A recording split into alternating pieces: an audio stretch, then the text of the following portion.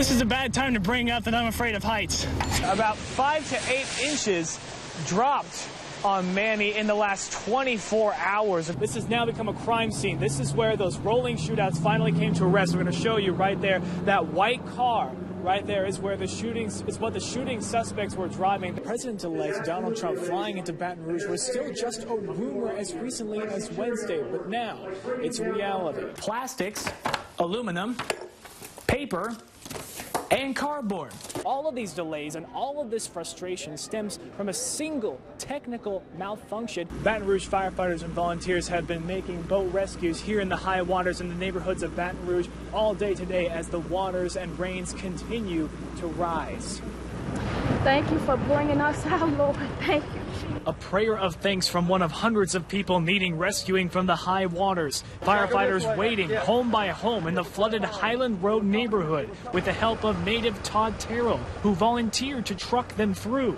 They were actually trying to rescue some people and they couldn't get them out and they didn't have a boat. So I told them, hey, I got a P-roll, you want to use it? And they were like, sure. We had 3 people trapped at 2236 Kentucky. This combo of firefighters and volunteers added their efforts to the more than 1,000 people rescued across the state. In Zachary, authorities and volunteers helped evacuate the elderly from a flooded town and country mobile village. The uncertainty of where to go, because all the roads around us are closed, really.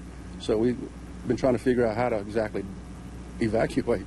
Those pulled from the water say they're just thankful for their lives. We're so grateful for you guys. The Lord also sends angels to be on assignment, so we're so grateful that we were able to get out. And Terrell says he'll keep trucking through these floods. This is a tragedy, and Baton Rouge has gone through a lot of tragedies here lately. And this is one where everybody just needs to put their differences aside and come together and help. Firefighters and volunteers say they'll continue to keep making trips to people out to their homes, rescuing them, making sure they get back on dry land as the floods continue to be battled here in Baton Rouge. I'm Nick Lawton reporting for the Raycom News Network. We went inside the same Shreveport massage parlor that state police raided on Thursday, landing both its owners behind bars for human trafficking. The door was open here at Palm Massage and the lights were on, but when we went inside to ask for a manager, we found only a couple of employees who told us they did not speak any English.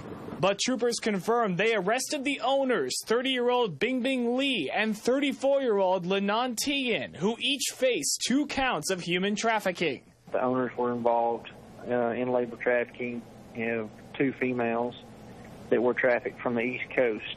We also tracked down the second location Tian and Lee had on Old Minden Road in Bossier City. It's locked. Louisiana troopers added their efforts to 70 other officers and 18 other raids in Missouri, where the investigation began years ago into a trafficking ring that authorities report stretches into Alabama and Arkansas.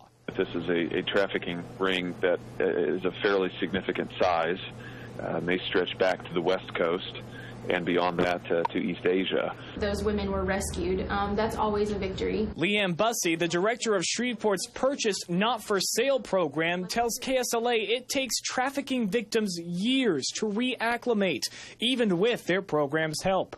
She has to completely rewire her brain to think and to feel and to react in a healthy way. Troopers report more arrests are coming, and Bussey says anyone can join the fight against Shreveport trafficking. Not let it scare you and just instead learn, how can I be a part of someone's freedom and how can I be a part of this fight? In Shreveport, Nick Lawton, KSLA, News 12. Take a minute and think about your arms and hands. They help us drive. They help us eat.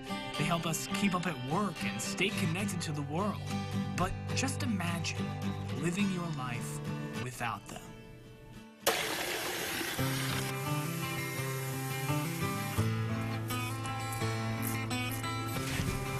Well, no blood. We did okay.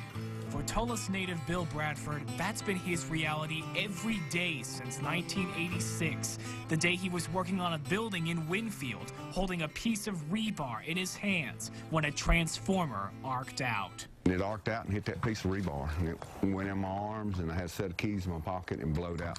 The exit wound was my leg. Bradford remembers every moment of the shock. I thought my back was going to break because, you know, your muscles contract so tight. Then the transformer blew. He fell off the building, and Bradford says that saved his life. I was dead when I left the top of the building.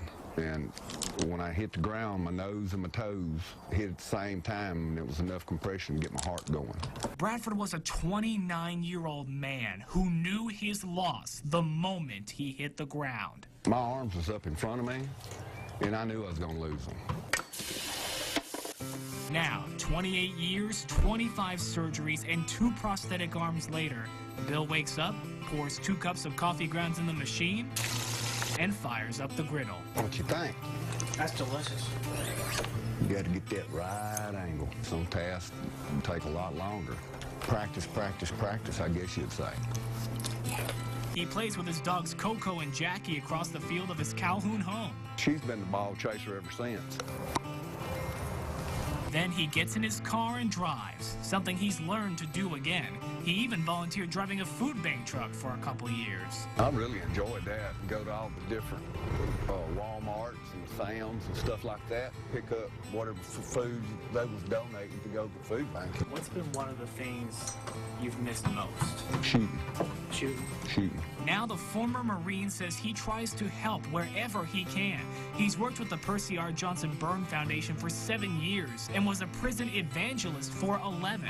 Faith in the Lord Jesus Christ is my main thing. He also served as a certified peer visitor for Amputee Empowerment Partners based in Oklahoma City, counseling burn victims and amputees, adult and child alike. There is life after amputation. I mean, you know, they can still live a full, productive life if they want to. Yes, there's going to be limitations with their life, but usually we all live with limitations anyway. Bill says he's relearned to do everything he used to do with arms to send the message to never give up, no matter what. And if a story can be told from the life of one man, it's a story of perseverance, a story of hope.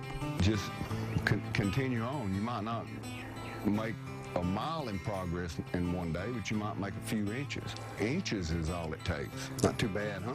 Nick Lawton, Fox 14 News.